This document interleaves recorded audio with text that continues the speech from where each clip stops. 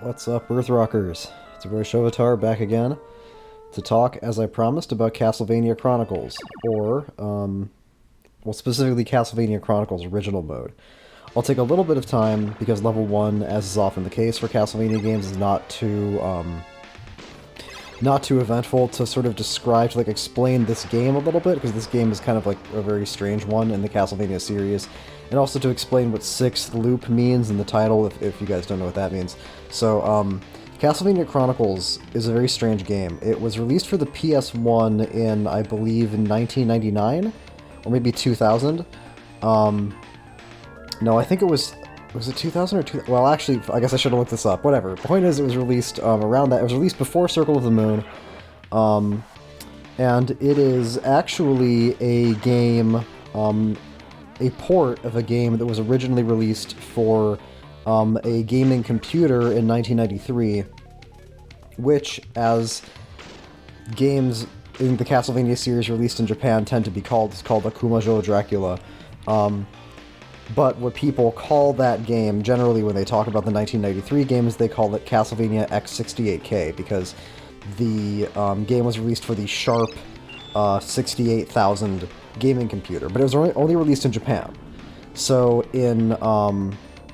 so what Castlevania Chronicles is it's a port of that Japan-only game to the PS1, so that we filthy Gaijin can now play it.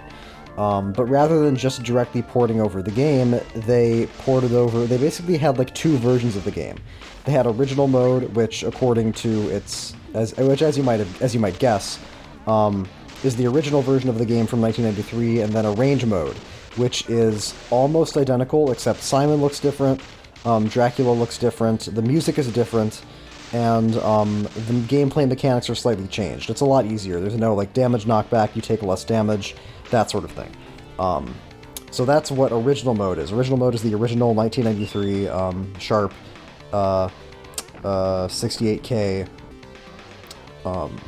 Akumajo Dracula. Sixth Loop. So in a lot of the old classic Castlevania games, they would have what I've referred to in my channel as hard mode, but what I guess arcade traditionalists would call a second loop of the game, where if you beat the game once, it'll start over, and you have a second version of the game that's now harder. That's what a second loop is. So because Akumajo Dracula 1993 was released for the Sharp gaming computer, and was therefore for hardcore gamers, rather than just make one extra loop, they made 5 extra loops, for a total of 6 in total. So this is the 6th loop, this is the hardest version of the game. The alterations in difficulty come on gradually, and mostly take the form of changed regular enemy behaviors. The boss fights are actually completely the same, which is good, because the boss fights are already hard as fuck, and don't really need to be made any more difficult. Like with Dracula's Curse, like with Castlevania 1, and like with Dracula's Curse, here in original mode 6th loop, it's 4 hits and you die. Everything does 4 damage to you, you have 16 health, period. And that's especially a problem in a level like level 2, which is just bats galore. And this is sort of like a funny thing about classic Castlevania games, which is that, like, because everything does 4 damage, like, a bat is gonna do just as much damage as, like, a giant armor knight's battle axe hitting you. But because bats are faster and airborne and more evasive, they're, like, the most dangerous enemies in the game, or, like, the most, like, problematic enemies in the game. That's definitely the case for level 2. Level 2, the way they decided to up the difficulty for level 2 as the loops got higher was to just add, like, more and more and more bats. There are so many fucking bats in level 2. And level 2 of, I'm just gonna say Chronicles, or Chronicles Original Mode. Level 2 of Chronicles is like where I think the game starts having problems. This is one of the worst levels, in my opinion, in any classic Castlevania game. I do think Chronicles is a good game overall, but I'm here at level 2, so it would be remiss of me not to talk about the fact that I hate this level. I hate it because it is pretty much just nothing but them throwing bats at you in a cave. Like, go spelunking, and then get a friend of yours off at, like, the far side of a big cavern with, like, a bag full of tennis balls, and then run through the caves while your friend is chucking tennis balls at you, and you've pretty much played Castlevania Chronicles level 2. There's also just a lot of funny, like, and then it's gonna get worse at towards the end too, which I'll talk about when we get there. And there's just a lot of weird quirks of level 2. Like there's technically a meat you can get in this stage to restore your health, but in order to get it, you have to go through a hidden chamber to find a man who's playing a flute, who then summons a big wheel of items, and then you have to hit the right item from his wheel of items. And then if you don't hit the meat, he'll give you something else that you don't want. So there's a meat, but getting it is contingent on aiming and like timing a whip swing instead of it just getting to you. And also it's behind a bunch of bone serpents, which in Castlevania Chronicles are extra hard to hit because they're very evasive. And Simon in Chronicles is not as mobile as, say, John Morris from Bloodlines or Richter in Rondo of Blood. This part is the other thing about level 2 that's god-awful, because this part actually can literally randomly kill you. It's not as bad as the A2 bridge in Super Castlevania 4, because the random deaths are a lot rarer, because what has to happen is you have to basically get like bumped up into the air by one of these platforms at the same time that a fireball is coming at you from an angle you can't respond to, which is pretty rare. So it's not as bad as the E2 platforms, because number one, it's a lot rarer to get randomly killed, and number two, this is only 6 minutes into the run instead of 40 minutes into the run, which is what 8-2 is in Super Castlevania 4. But that part is really like bad. That's really awful, and it's very annoying. And the first time you do it, especially, it's just a bunch of trial and error because you don't know where the platforms are going to come down from. So you have to do that part the first time you play this game like over and over again before you just learn it. It's like the fucking Dracula fight in Belmont's Revenge, but not quite as bad. And this boss looks really cool, but I never really figured out how to fight him properly, because what happens is he just kind of keeps on trying to knock you off the bridge while also knocking the raft, or knock you off the raft while knocking the raft with his tail. And I've been assured by experts that there is some kind of pattern you can exploit to not get hit by him during that fight, but I never figured it out, so I just made sure to come in with the stopwatch and stun lock him. You'd want to come in with the stopwatch anyway in order to clean up the raft ride anyway, because that if you freeze time after before the last raft wobble, then that's just one fewer point in time when a random fireball can knock you off, which is why I did that back there. Now we get to level 3, which is another level that I really don't like. I don't like it because... So this song is a remix of Wicked Child, and I think that this remix is farcical. This sounds like a ridiculous carnival ride. I don't know how much you guys are going to be able to hear it. I try to sort of, when I do the audio mixing for these videos, I try to make it so that, like, you can hear me and you can sort of hear the music, but you can't necessarily hear the music loud enough to trigger YouTube's fucking retarded copyright content ID bots, which keep hitting me with stupid false positives for songs I've never fucking heard of, which is infuriating. But if you can't really hear it that well, just trust me that it's that this remix of Wicked Child is ridiculous. What don't I like about level 3? I don't like this very much, because in the higher loops of original mode, the hunchbacks, as you can see, are dropped at you at an angle, and what that means is that you have to stop dead in your tracks and wait until they land in front of you and whip them. Whereas if the birds were dropping them straight down, you could walk forward a little bit to intercept them on like a straight downward vertical path, but because they're being dropped at an angle, if you try to walk forward towards them, they'll just land right on top of your head, which is no good. These first 3 levels, I really kind of don't like it when Castlevania levels put me in a situation where I feel like I needed the stopwatch to get through them, and that's what a lot of original mode is like. The only other thing that made me feel like that was when I beat Dracula's Curse on hard mode using only Trevor, which is not fun, by the way. It's hard, but it's not fun, because the whole thing, what makes Dracula's Curse fun are the companions, in my opinion anyway. So Chronicles original mode is a lot like... It's like doing Dracula's Curse only with Trevor, aka doing Dracula's Curse without the thing about Dracula's Curse that makes it special. So the consequence of that is that there's a lot of, like, you just kind of... It's more about heart management, really, than anything else. It's more about just making sure you have enough hearts to freeze time enough to get through all the insane obstacles that the... What the fuck happened there? I, like, blinked and the toad exploded. I guess I must have whipped because I heard a whip sound, but that was, like, really strange. Just standing there while you freeze time and the things in front of you just die, and it's like...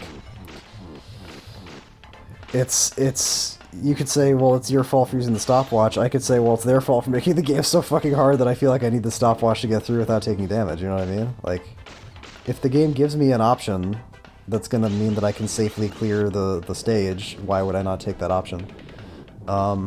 There's also a strange little quirk of Castlevania Chronicles, which is going to become apparent when I get to the boss. I don't like this either, by the way. Slippery, icy floors. Like, what is this? Super Mario Brothers? But seriously, folks, like, Castlevania is a platformer, yes, but the platforming elements of Castlevania have never really been what I liked about it, which is why I have a really strong positive opinion of Rondo, because, like, as much as I like Rondo, I will admit that game has, like, the platforming in that game is pretty sparse. It's a lot more about, like, the action and the combat, which I think is what I enjoy more. I wouldn't necessarily want a Castlevania game to be, like, nothing but hallways, but, like, stuff like slippery, icy floors, meant to, like, fuck with your movement, that's a very much like a platforming fucking Mario Brothers challenge. And this fucking asshole here, I never figured out how to get to him without taking damage. This was interesting. I go a little bit out of my way to get the triple shot, even though it means that I fucking have more skeletons to deal with. I don't really know why I did that. I think I wanted the triple shot going into level 4, so I just went a little bit out of my way to make sure that I got it. Otherwise I have to rely on, like, early torch drops in level 4, and that can be tricky. Plus I want as many hearts as I can get for level 4, so I'd rather every single torch that I hit in level 4 gives me a heart. So there's a little quirk of Castlevania Chronicles which makes this boss a lot harder for me, which is that... This is so weird, but this is true. I looked this up, and I've seen footage comparisons that prove that this is true. In the European releases of Castlevania Chronicles, I think it's just the European release, or like the PAL release. I don't think it's Japanese, the Japanese version. Simon can throw sub-weapons at a slightly higher point in his jump. In the US version, you jump and then you sub-weapon and he throws it. And then in the PAL version, you jump, you sub-weapon, and he throws it slightly higher. And that's actually a really big deal for that boss, because that boss has a thing where, like, in the PAL version, sometimes if you jump off of one of those ice platforms and throw across, you can hit him when he's at the highest point that he's going to be at. But in the US version, you can't. It's like... It's not like a game-breaking thing exactly, but it means that there are parts in the PAL version where you can avoid taking damage, or when you can, like, deal damage risk-free, and parts in the US version where you can't. And in a game that's as fucking hard as this, that actually does kind of matter. Like I said, I wouldn't call it game-breaking. I wouldn't say that, like, the PAL version is, like, the easy version or something. But it is something that I noticed, because I did look up videos of this game, and that's how you can tell that a game is fucking hard, when I feel like I have to look up videos of it. And he was, like, making these cross throws on certain enemies in this level, and also on the boss at level 3, and I was like, that's not fucking possible. Like, that literally doesn't work. And then I looked it up, and I realized, oh, it's because he's playing on fucking PAL. I don't know why that is, by the way, but that is a difference that I've heard people remark upon. The only two parts in the run, though, where it's really relevant are the level 3 boss, and then one particular part in level 4 here, which I'll point out when we get to it. Something that I haven't mentioned about Chronicles yet, that I should, is that this game is fucking gorgeous. Like, this game looks great. It's got the, it's like they took, like, Super Castlevania 4 and just made everything look way better. Like, I don't know what else I could say about it than that. There's a reason, I guess, that they waited until PS1 to try to port the Sharp game, because the game looks fucking great. That's honestly, like, it looks great, and even though I prefer the arranged soundtrack to the original soundtrack, generally speaking, I still think the arranged soundtrack is pretty darn good, too. So, like, my issues with... It's funny, because this game reminds me a lot of Super Castlevania 4, because, like, Simon kind of has the similar, like, Conan the Barbarian design, and the whip kind of looks similar. I kind of have the opposite problems with Chronicles that I do with, or similar problems, rather, with Chronicles that I do with Super Castlevania 4, where with Super Castlevania 4, like, I don't really like how it plays. And then with Chronicles, I don't really like how it plays, because I'm not sure if you can tell in the footage, but, like, this is not Super Castlevania 4 full air control. This is not, like, Rondo style, like halfway there, where, like, you have fixed jumping arcs, but you can, like, turn around in midair and stuff like that. No, this is NES style movement, so fixed jumping arcs, one direction. You have like a downward diagonal whip, and you actually can, I take it back, you can change directions in midair, but you can't change... How should I explain this? You can change direction midair. If you jump to the left, you can real quick like go back to the right in midair, but you can't jump to the left, then face to the right and attack. And that might sound like something that's like really specific, but it's actually really important to be able to do that. Because what that lets you do is that lets you basically move in one direction and attack in the other direction at the same time. And there's a million different reasons that could be useful. So that does make a difference. By contrast, it might sound important, like, to be able to change direction in midair, or to be able to, like, jump and then, like, quick turn in midair to go the other direction, but it's actually almost useless. Like, I found very few places in Super Castlevania, in Chronicles, where that was useful. Mostly in the clock tower, which I'll point out when I get there. This is the part where the cross throw matters, because, if I was playing PAL version, I could have stayed on the floor there and jumped, and if I jumped and threw the cross in the right timing, I could have hit both those skeletons. Instead, I had to take the stairs and take a hit from them to whip them, and that's important because, like, I'm really bad at that environmental hazard part right before it, with, like, the spinning poles and the spikes. Like, I'm just bad at it. I'm not going to say it's badly designed or anything, I'm just bad at doing it, so I always take at least one damage there. So this is a point of the level where every point of damage I take is important.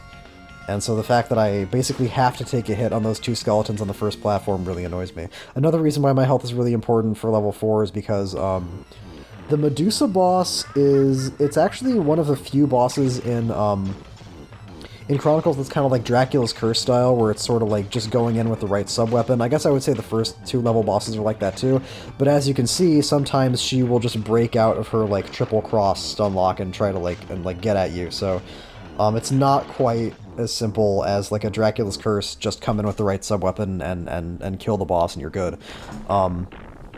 There are elements of execution to several of the bosses, a lot of the bosses in Chronicles, and definitely much more of an emphasis is put on execution in the gameplay in general than it is in Dracula's Curse, in my opinion. You know, no companions means no extra tools, no extra problem-solving solutions. You're just Simon, and you've got your fixed jumping arc, and you've got your 4 HP, and you've got your whip, and you've got your triple shot cross, and that's pretty much all you got. Or you got your stopwatch, I guess. I never, for what it's worth, I found almost no uses of the holy water. I found 0 uses of the dagger. I used an axe for parts of level 6 sometimes, and then I changed my mind, but I'll talk about that when I get there. Now we're in the clock tower. Everyone's favorite level. For anybody who's played this game before, I apologize for the PTSD you may be experiencing right now. Clock tower levels in Castlevania games are notorious, and Chronicles clock tower is no exception. The clock tower let me try that again. The clock tower in Chronicles is not only very tricky, but it's topped off by a boss that a lot of people say is one of the hardest bosses in the entire series, and I agree, but I did figure it out in a way that I never figured out certain other bosses in the game, which again I'm going to have to talk about when we get to them. Yeah, one of the things about 6th loop, as you're going to see coming up here, is that, and I haven't been pointing out like loop additions or loop differences because it's kind of hard to, they're kind of hard to pick up on, because a lot of the times it's kind of like extra enemies. Like here, this stage right here, there's like 3 or 4 more turrets that you have to kill here before you can get through than there are in the first loop of the game. Really, in my opinion, the later loops of Chronicles don't become super important until, like, level 8. Which, again, I'm going to have to wait to talk about until we get there. Oh, those platforms falling down is also a later loop addition. The changes are introduced gradually, which is why I say later loops, because I don't really know exactly when each loop, like what the changes are exactly for each loop, which kind of makes the 6 loops things feel like a bit of a gimmick, to be honest, because like as you're going from loop to loop, like you don't really notice the changes. It's really only when they're put together in totality that the game starts to feel different. So I think as cool as it is to say like we've got 6 extra or like we've got 5 extra levels of difficulty, That's kind of like just a gimmick, to be honest. It wouldn't have been that different for them to just make a normal mode and the hard mode like other Castlevania games had. But I guess you gotta sell your hardcore gaming computer game to hardcore computer gamers, and a good way of doing that is by saying that you have 5 extra hard modes. Like this part of the clock tower in particular is actually, this is like more trial and error, like the raft ride in level 2, where some of these more of these gears are going to keep falling off, and the higher up you go in the loops, the more of these falling off gears there are, which again, it's another like it's like it just kind of makes each subsequent loop annoying, because it means, like, every time you get to a higher loop and you get to the clock tower, you're like, okay, which of these fucking gears is gonna fall off this time? And, like, you just have to know it ahead of time, which I don't really appreciate, but hey, at least you learn it. At least when you learn it, you learned it, right? It's not fucking random, like Castlevania 4 level 8 disappearing platforms.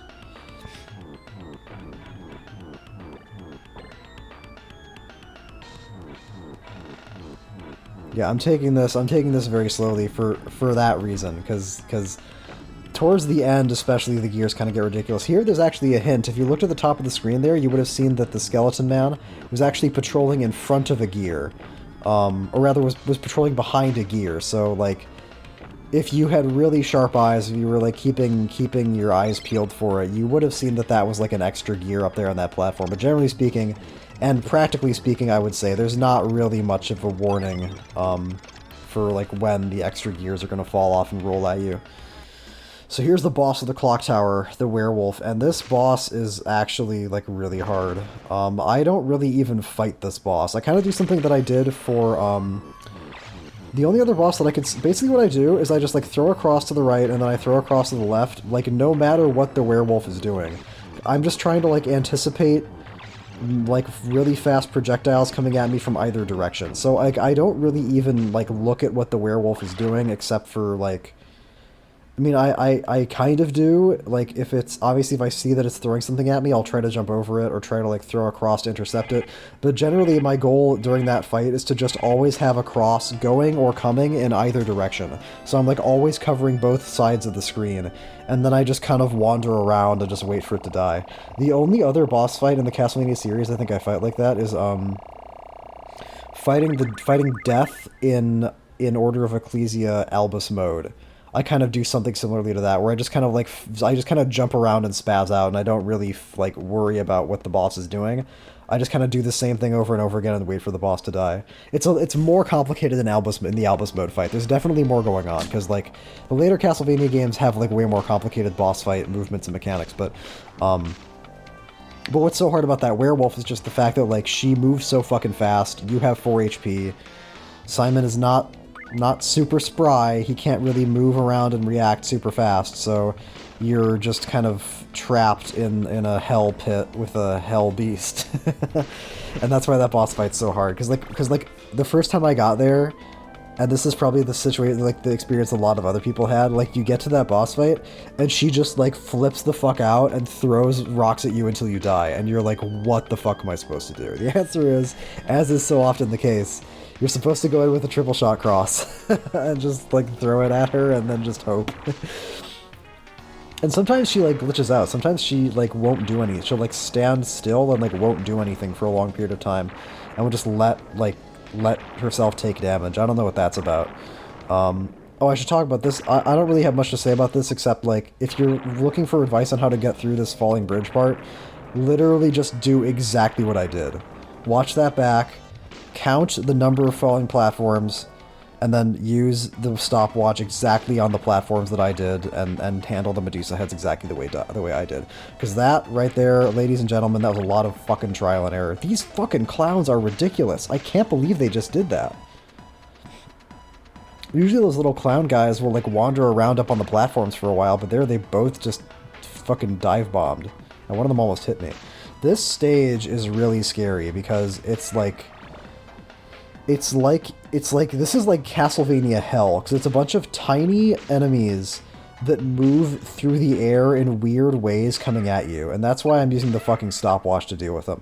Originally, I used the axe, but I used the stopwatch because, number one, I actually want the stopwatch for the rest of this level because I want the stopwatch for the start of level 7, but also just because, like, it's honestly more consistent to just, like, stopwatch to kill these bitches instead of trying to, like,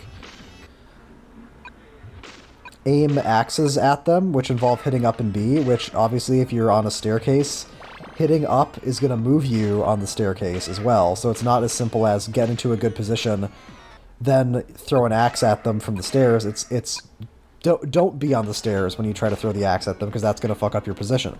Whereas the stopwatch, as soon as you stopwatch, their position is now whatever their position was, and you're free to adjust yours. I feel like I just said the word position like a dozen times, but that's what this fucking thing is. That's what this game is, pretty much.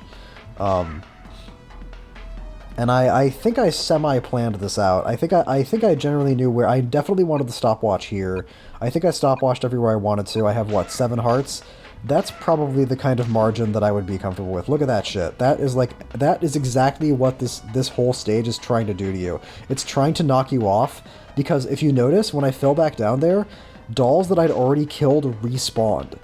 It's one of those games. If you fall down, like, if I fell down right before I went up the stairs going out of that stage, everything I killed before would have respawned.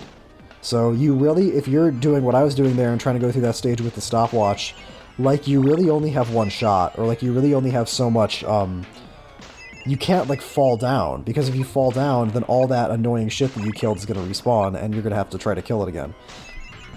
Excuse me, which if you needed hearts to do that, now you don't have the hearts to do it, so that part is really scary. This part, comparatively, not so much. I do a thing here where I paused because I wanted to show the face of that, like, goofy drawing in the reflection, but I fucked up the timing, so I was just like, whatever. It's a goofy drawing of an evil Simon. Evil Simon Belmont, because now we're fighting, where is he? The Green Goblin, who is an evil Simon Belmont. So this was a fight that I originally did, like, a Zelda 2 thing with, where I would, like, crouch in the corner, and then just whip over and over again. And if you came into the fight with full health, generally the crouch in the corner plus whipping over and over again strat would work. Like, he would die before you did. But that only works if you go into the fight with the dagger, because he will copy whatever sub-weapon you have. And if you go in with the dagger, then he'll waste a lot of time trying to, like, throw daggers at you while you're crouching, and you can get more damage in. But if you go in with the stopwatch, which is what I'm doing here, then he'll do a lot more of what he did, like, there, and what he's been doing throughout the fight, which is, like, downward diagonal whipping. Which is how he hits you in corners. So because I wanted to go into level 7 with the stopwatch, I had to adjust my strat for the doppelganger, and fortunately I found an even better strat actually than the one I had before, because this one is a relatively consistent no damage strat, and it's just about, like, baiting him into that same sequence of movements, basically getting him to jump off of that ledge on the right, and then, like, making sure you're out of that corner and getting ready to get back on the ledge again before he actually finishes winding up and doing his downwards diagonal swing. So you kind of do, like, a loop like that and just kind of keep on hitting him when he's underneath you, because the doppelganger in this game, like the doppelganger in Dracula's Curse, I think gets a little confused sometimes about altitude, and he'll sometimes, like, try to whip you if you're next to him but above him, and that is kind of the glitch in the AI that gets him stuck underneath you long enough to get a few hits in when you're up on that platform. So, as with Dracula's Curse, it's kind of about exploiting the AI, but you have to do it, like, you have to be a lot more active in that doppelganger fight than the Dracula's Curse one. Because in the Dracula's Curse one, honestly, you just stunlock him. Like, it's not really about exploiting the AI, but anyway. So the reason I want the stopwatch for level 7 is because of this part right here. You've got a big fucking 2-headed gorilla jumping at you while there's not 1 but 2 bone throwers on the higher platform throwing bones at you. Like, you're gonna fucking take damage there. Like, that is... If you look up taking damage in the dictionary, that's what you see in the picture. It's giant tanky enemy running at you while 2 bone throwers are above you throwing shit at you. Like, I just didn't want to fucking deal with it. Like, I could take a hit there and it wouldn't be the end of the world, because there is going to be meat. Plenty of meat between me and the next, like, problem area of level 7. But I just didn't want to fucking deal with it. I wanted a consistent answer, and the stopwatch was the only consistent answer I had. And plus, once I realized that I had that like loop strat for the doppelganger fight, then fighting the doppelganger with the stopwatch or the knife was like pretty much the same thing. So, and once I figured out how to do the Tower of the Dolls with the stopwatch instead of the axe, I didn't even have to worry about dropping the stopwatch for the axe there. So like, it all just kind of worked out. Originally, I like felt like I was forcing the stopwatch to get through that first part of level 7, but then I realized the stopwatch was a better strat for a lot of stuff in level 6. So, like I just said, it all just kind of worked out. I think I'm actually going to use the stopwatch again. Not here, because this is just like silly environmental hazards. Later on, I'm going to use the stopwatch. Oh, I know what it is. It's coming up. I should point out, by the way, that like level 7 is one of my favorite levels in the whole game. I don't necessarily like... I'm not in love with this like obstacle course environmental hazard section. Yeah, this is when I stopwatch, I think. So I can clear the blood skeleton and get in a position to avoid the blade, and then just run under the blade. Yeah, that's the other thing I wanted the stopwatch for, because that part, I always used to take damage there, and it always used to really annoy me that I was taking damage there, because I felt like... It just felt like I didn't have any good options, so I just gave myself one. Anyway, I love level 7 because I love how it looks. This is honestly like one of the coolest looking levels in the whole game. It's so like disgusting. It's so creepy and disgusting and gnarly and like blood and corpses and like weird shit everywhere. It's like... It's honestly the freakiest looking level in the entirety of the Castlevania series. And it's more disturbing, I think, than any other anything in any of the other Castlevania games that I've ever played. Because the funny thing about Castlevania is that like the games, I mean, to me, as an adult, they're not usually like scary. Like they got skeletons and ghouls and goblins and zombies and ghosts, but like the games aren't like scary generally. They're more just like cool and fun and have this certain aesthetic. But like this level is actually like fucking creepy. Yeah, look at that shit. Skinned bodies hanging in the background. They went all out.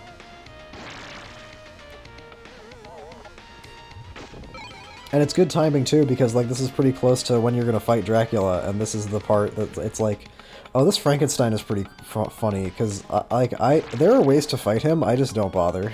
Because like it's just hard. Like he just comes at you and he swings a chain. He's swinging a chain. It's just easier to avoid him.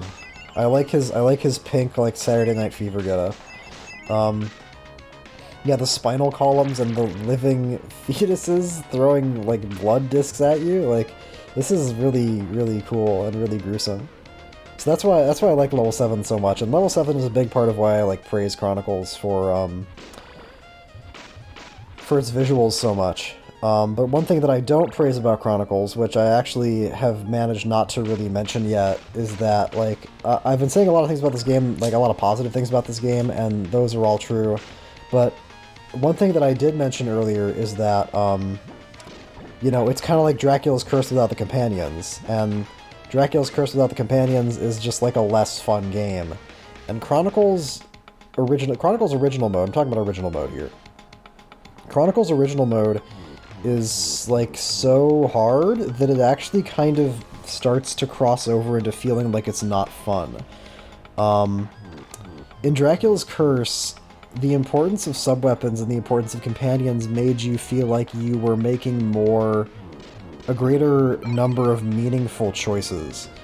With Chronicles, there's like an element of that somewhat, like I was just talking about, like figuring out the stopwatch for the Tower of Dolls, but like, to be honest, like a solution to a Castlevania problem being just to use the stopwatch is not really...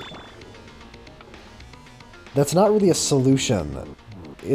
Like, that's basically... The solution is to just not engage with whatever the obstacle is, because that's what the stopwatch does. It just takes whatever it is you were trying to deal with and just, like, eliminates it for 5 hearts. And again, like, if that's the best option, that's fine, but it's, like, not... It's not really, like, that interesting when the game... I think it's just because the stopwatch is a boring sub-weapon. I think that's kind of the long and short of it, because the game literally grinds to a screeching halt, and it has like it creates issues with the pacing. So I think when a game is so hard that makes you like feel like you're forced to do that in order to have consistent clears of the challenges, I think that is an issue. The Grim Reaper, this is the hardest boss fight in all of like Castlevania, to be honest, in terms of like difficulties and literally just killing the boss, because it's the Castlevania 1 Grim Reaper fight, but you can't Holy Water Stunlock him. At least I don't think you can. And anyway, I want the cross for level 8, so it's a moot point. Not really demonstrated there, because that was pretty clean. That was actually one of the best Grim Reaper kills I've ever had. I would say like a typical Grim Reaper kill is I take 2 damage, a bad one is I take 3 damage, a good one is I take 1 damage, that was a good one, and then I actually have no damage of that boss fight on like 1 or 2 occasions during like practice, but really that fight is just a clusterfuck, because he's summoning scythes, they are summoned at random, they come at you, he's like throwing his scythe at you, he's like zooming around, it's just, you have to like rack up a bunch of damage on him basically before he does this attack where he creates like a vortex in the center of the screen that fucks with your movement, basically freezes you in place, and also pulls like scythes towards it. So like, if he gets off that vortex attack, good luck not taking damage. Like, you're gonna get hit if he does that, period.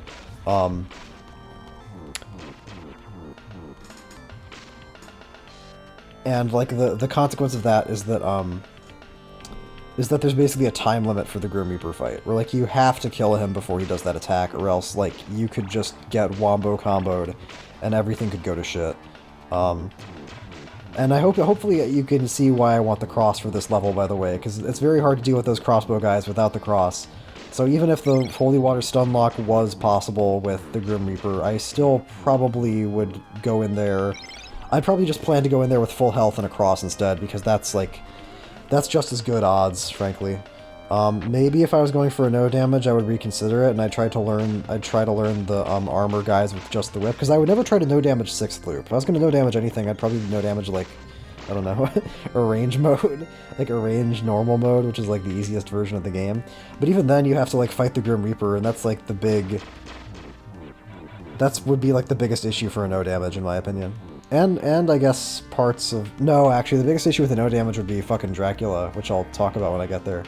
So what makes level 8 so brutal is that from that room that I was just in to the end of the game, there is no meat. So I have to get through this fire hallway, which I'm going to talk about. So the Fire Knights are like kind of the last word in terms of classic Castlevania like combat challenges, where the way you have to kill is if you whip them, they'll block your attacks. But after they block your attacks, they have this like little window of vulnerability where they'll like start winding up a new attack, but there's like an infinitesimal pause. You have to whip and then wait for like a very brief split second, then whip again, because at that point they'll start winding up their second attack. If you just spam whip shots, you'll never hit them. And what happened there, the reason I took damage is because I whipped too fast. I whipped once, then I whipped again, and I was expecting that second whip to kill him, but it didn't. So I fucked up there, even though I did the rest of it pretty well. And actually that's an important loop difference. Well, another important loop difference is right here, is that these bats are insane on the higher loops. They just keep on, like, coming at you, and you have very little time to, like, maneuver around them to get into a safe space to whip them. Here I have to do this, like, back and forth dance, pretty much, to be able to hit this guy at all. Where is it? Yeah, this one right here. Where, like, he moves so fast, I can barely stay still for, like, a second before I have to, like, reposition myself to whip him again. This guy's easier, because he gives you this big lead-in, he comes in from one direction, but the reason that the second and the third guys are so difficult is that they come at you from, like, low angles. Same with this guy. Like, by the time he's in whip range, he's like, threatening to just, like, run right into you. And that's also why I took another point of damage on that second bat, because I think I did have a strat there for dealing with him, for like the movement along the platforms, but I just fucked it up. And at this point, I actually was not expecting to finish out the run, because I generally think of getting to the Dracula fight with 2 HP or less as basically like, well, it's like, if I get to Dracula with full HP, I'm in really good shape. If I get there with 3 HP, I'm in good shape. That's pretty much what I'm aiming for. If I get there in 2 HP, I'm really, like, cutting it close, and if I get to the Dracula fight with 1 HP, I'm just dead. Like, it's just gonna happen, and I'll explain that when I get there, because I want to go back for a bit and say, one of the other significant loop differences is that the higher loops spawn more Fire Knights. There were like 6 there. There were only like 3 or like 4, I think, in the first loop. In the higher loops, they keep adding more of them, which is tough because that's just more of that like stringent timing check that you have to clear in order to get through that part without taking damage, which is important because there's no meat between that fire hall and Dracula. So what makes the Dracula fight, the reason that I'm like talking about my health on the Dracula fight and like saying that like I can't envision no damaging this game is because phase 2 of Dracula on Chronicles, and this is true in original first loop, this is true in arrange mode on normal or hard, this is true on 6th loop, it is almost impossible to no damage the second phase of Dracula in Castlevania Chronicles. And you're gonna see why. And to like, just to back my point on this, the video that I watched a long time, like when I first played this game to see what 6th loop was like, was from a guy called Shadow Surg. If you've probably heard of him if you've watched any Castlevania game footage before. He has a bunch of really great footage. The guy's a fucking beast.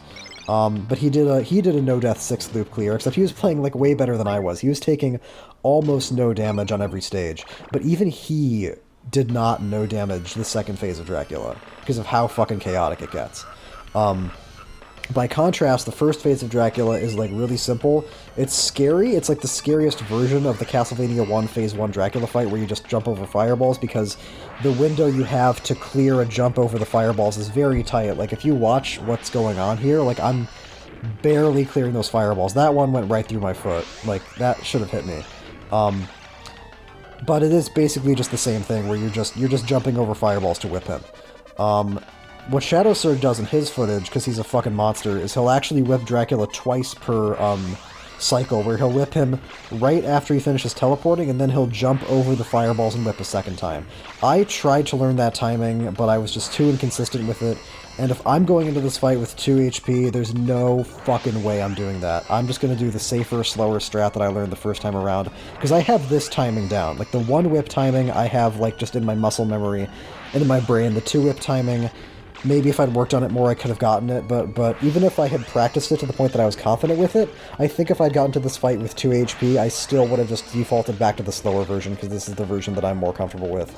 And the only way I'm getting out of this is if I take 0 damage on phase 1, which is what happens here. In a moment, there it is. So the issue with phase 2 of Dracula is just, he just does everything, like, really fast. Like, there's very little, like, wind-up between him,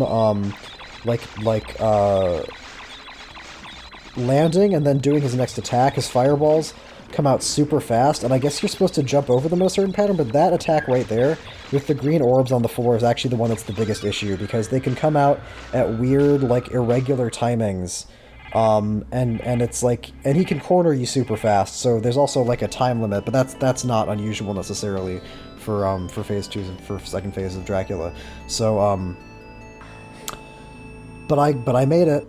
I played that phase 2 about as well as I think I possibly could. I thought about trying to no damage, like, arrange mode original, just make it for as easy as myself as possible, but, like, as is often the case with no damage runs, the biggest problems are usually the boss fights. Usually there's ways to get through, like, the basic combat areas without taking damage, just with, like, smart sub-weapon usage or something like that. Boss fights are another story. Especially in Chronicles, and the boss fights are so insane. Like, I had a method for the werewolf fight, for example, at the end of the clock tower, but that shit can go wrong in 2 seconds. Like, if she doesn't land on the crosses that I'm expecting her to, she lives for too long, she can jump around and start throwing the numbers on the clock tower, and it just all goes to hell. So, like, I'm not going to go for no damage on this. A braver soul than I can attempt that. But still, I'm very glad that I did this. This is more like Bloodlines for me, where, like, I never beat the game no death on the hardest available difficulty. I thought it would be, like, unfeasible or, like, too risky or whatever, but I came back to it, I knuckled down, and I got it done. And I'm very glad that I did, because this game, even though my feelings for it are very mixed, like, I'd say this game is definitely worth playing if you like Castlevania, like, absolutely. I don't think it's, like, great. I don't think it's exceptional, but it's definitely good, and it definitely has a unique feel. And definitely a very meaty challenge. If you like hard video games, this is the one.